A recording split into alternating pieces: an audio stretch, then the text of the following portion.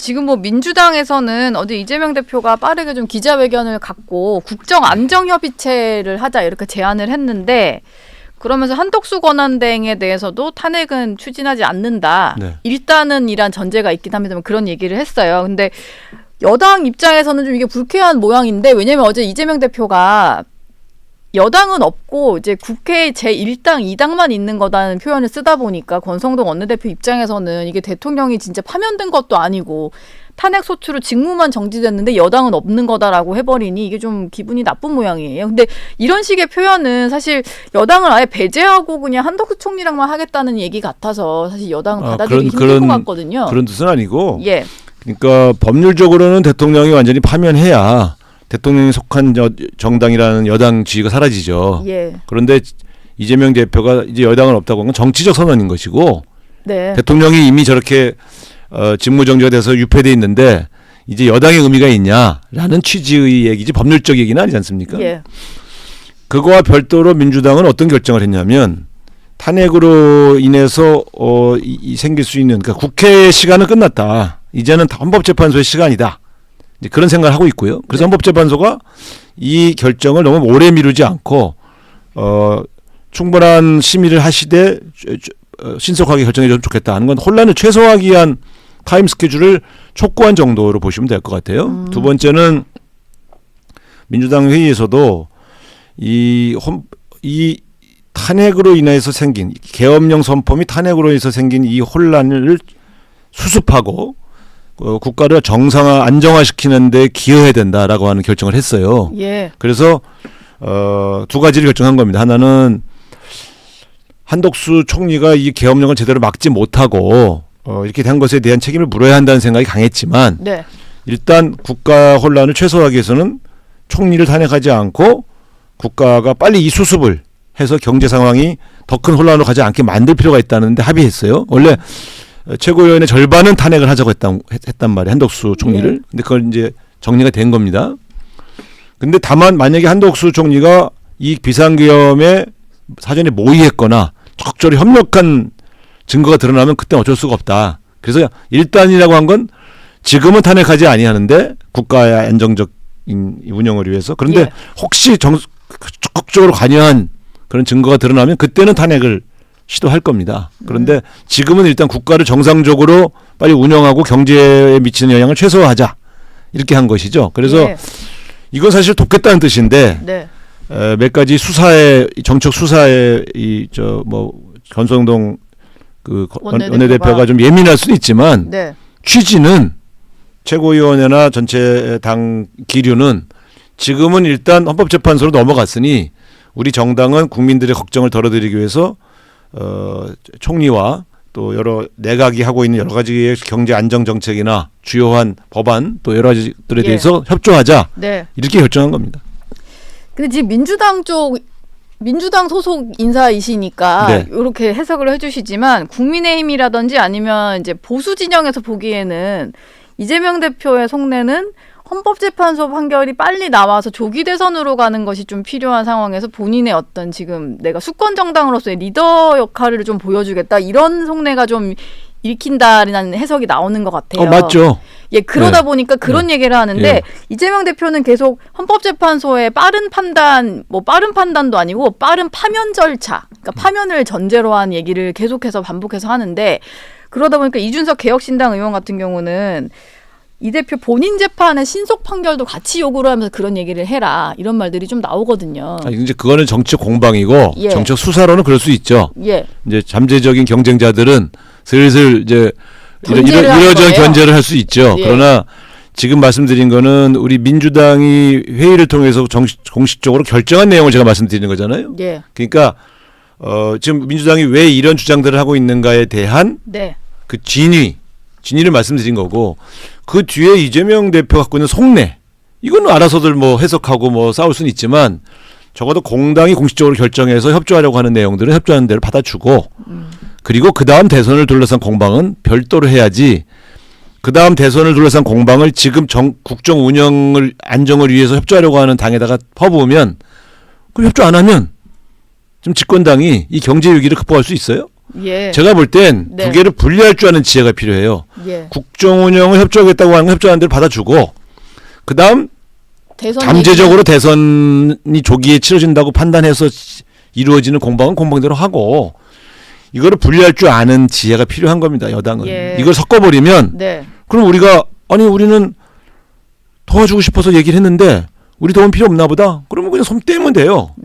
근데 지금 국회 다수당이 민주당인데 우리가 지금 대선에만 꽂혀 있다고 생각하십니까? 그렇지 않습니다. 우리도 국가를 운영해본 정당이고 이런 일이 얼마나 많은 국민들에게 피해로 돌아갈지를 두려워하는 정당이거든요. 그래서 예. 항상 대선에만 눈이 먼 그런 집단으로 보지 마시고 오히려 저는 국민의힘이 좀 걱정스러워요. 뭔 네. 얘기만 하면 대선 얘기를 해요 지금. 민주당은 최근에 대선 얘기한 적이 없거든요. 왜냐면 이게 어쨌든 모든 정당이라는 게 집권을 목적으로 좀 하는 정당들인데 그렇긴 해도 하지만 이제 정권이 또 5년 만에 교체됐다 보니 민주당 입장에서는 이번이 다시 좀 되찾아올 기회이지 않겠냐라는 것 때문에 그런 것 같아요. 아니 저희는 여유가 있어요 오히려. 예. 탄핵되고 나면 민주당이 유리하다는 건 다 알잖아요. 네. 서두를 이유가 없어요 사실은. 그런데 오히려 대선 얘기 주로 하는 거는 개혁신당하고 국민의힘 아닙니까? 예. 왜들 그래요? 지금 네. 대통령이 탄핵되고 아직 파면도 안 된 상태고 네. 그다음에 지금 경제가 굉장히 위기로 가고 있어서 국민들이 주식부터 굉장히 걱정이 많은데 최소한 이런 사태에 책임도 져야 되고 국가 운영에 책임을 져야 하는 여당이라면 이건 대선 노름이나 대선 얘기만 하면 안 되잖아요. 속마음은 그렇다 치더라도 예. 일단은 빠르게 국민들의 마음을 안정시키는 그런 발언들이 더 먼저 나와야 되는 거 아니에요? 근데 네. 그런 얘기는 아직도 들을 수가 없는 것이 집권여당 맞습니까? 저는 좀 예. 제가 볼 때는 네. 이 사람들은 정치적 책략과 정치적 계산밖에 없는 것 같아. 네. 아니 이 엄정한 시기에 너무 좀 심한 거 아닙니까? 네. 지금 뭔가 그럼 대선 물론 이제 왜냐하면 탄핵 심판을 하다 보면 기각이 될 수도 있어요. 노무현 네. 전 대통령처럼 기각이 될 수도 있는 거니까 이게 뭐 당장 조기 대선이다라고 이번 거는 기각 안 돼요. 단정할 수는 없습니다만 기각 될 수가 없어요 이거는. 될 수가 없으니까. 이게 박근혜 대통령 탄핵 사유보다 10배는 더 심각한 사안이에요. 저희가 뭐 탄핵도 해봤고. 그리고 탄핵 네. 소추안을 제가 읽어봤더니 내용을 간명하게 줄이셨더라고요. 그럼요. 그게 속도를 좀 빨리 내려고 그러셨나요? 아니요. 사실은 예. 1차 탄핵안은 네. 탄핵이 그러니까 계엄령이 선포된 다음에 그 다음날 바로 했잖아요. 예. 그래서 솔직히 말씀드리면 민주당 자체의 탄핵 소추안이라기보다는 조국 혁신당에서 이미 낸 거를 급하게 정리만 해서 내느라고 전체적인 내용의 정밀성을 가하기 어려웠던 측면이 있어요. 정리가 좀 덜 된 채로 좀 급하게 급했잖아요. 내느라고. 예. 제가 그래서 너무 급했다 이런 얘기를 한 게 네, 그러셨죠. 소추안조차도 이렇게 하루 만에 정리하기가 굉장히 어려웠어요. 예. 하루가 뭡니까? 몇 시간 만에 한 거니까. 네. 그러니까 그런데 일단은 그때는 워낙 엄중했고 급하니까 2차 때는 준비를 잘 했죠. 그래서 뭐 여러 가지 정치적 주장들을 걷어내고 정말 탄핵에 소추만 할 수 있는 네. 사안들을 중심으로 냈지요. 그러니까 저거를 논의하는데 그렇게 오래 걸린지 잘 모르겠어요. 제가 볼 때는 되게 여러 사안을 놓으면 여러 가지를 심리해야 되잖아요. 그렇죠. 박근혜 대통령 때는 13건인가 그랬거든요. 그러니까 그거 다시 나중에 이제 7건인가 줄였습니다만. 예. 그러니까 그걸 항목을 많이 넣을수록 다 따로따로 심리를 해야 돼. 일단. 그냥 기소한 내용을 가지고 해야 되니까. 예. 일단은 지금은 그 기소된 내용, 즉 소추장에 있는 내용만으로 보면 저는 탄핵은 거의 뭐 100% 인용된다고 봅니다. 그러면 마지막 질문 하나 하고 네. 여기서 마무리 드리겠습니다.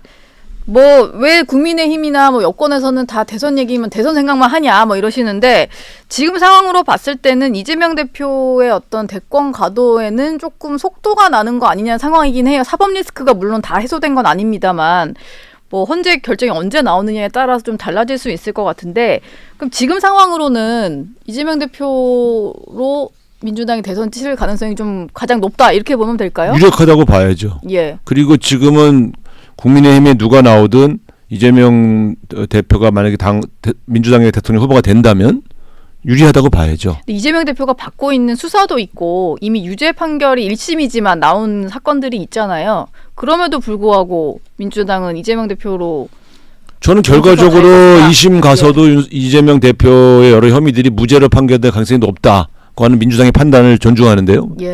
믿고. 네. 어쨌든 결과적으로 이재명 대표가 사법 리스크로 아웃되기를 바랬던 국민의힘 의원들은 이거 알아야 돼요. 윤석열 대통령이 이재명 대표 살려준 거잖아요. 그들의 주장대로라면. 예. 예. 그러니까요. 자기들이 살려면 자기들이 살려주고서 뭘 욕을 해요. 예. 그러니까 그런 측면에서 보면 윤석열 대통령은 지금 판단 불능 상태예요. 제가 여러 번 얘기했지만 이번 계엄령은 자기들 판단으로는 이재명 대표는 이미 죽었다고 판단했잖아요. 그럼 이재명 대표를 겨냥한 게 아니고요. 한동훈 대표를 겨냥한 거예요. 네. 그죠? 황당한 사람이라는 거예요. 어떻게 자기 당 대표를 제거하려고 계엄령을 선포하냐고요. 그래서 저는 이분의 상태가 아주 안 좋다. 예. 근데 끝나고 나서 또 한동훈 대표를 괴롭히잖아요. 친윤들이. 저는 깜짝 놀랐어요. 왜냐하면 네. 2016년도에 박근혜 대통령을 도왔던 친박들은 최소한 6개월은 입 다물었어요. 예. 정말이에요. 네. 근데 이분들은 이 계엄령 같은 어마어마한 사건, 국회의장과 집권당 대표를 연행하겠다는 이 대통령에 대해서 무조건 지키려고 하잖아요. 저는 진짜 약간 소름이 돋아요. 역사 심판을 받을 겁니다.